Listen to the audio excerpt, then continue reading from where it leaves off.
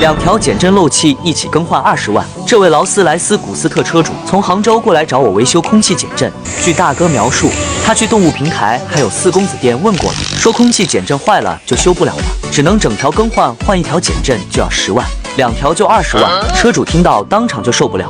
不过好在车主刷到了我的视频，知道我这能维修空气减震，立马开车过来找我维修空气减震，换一套全新的配件，利用我们的专业设备把皮囊与活塞和端头扣压回去。即使是10多年的老师傅也不敢有半点马虎。但是像我们这样的手艺人已经越来越少了。如果有缘刷到这条视频，请您伸出发财的手，顺便点个赞，得到你们的肯定就是对我最大的鼓励。感谢您们接着把机芯与气包组装起来。都看到这了，点赞加收藏，避免以后找不到。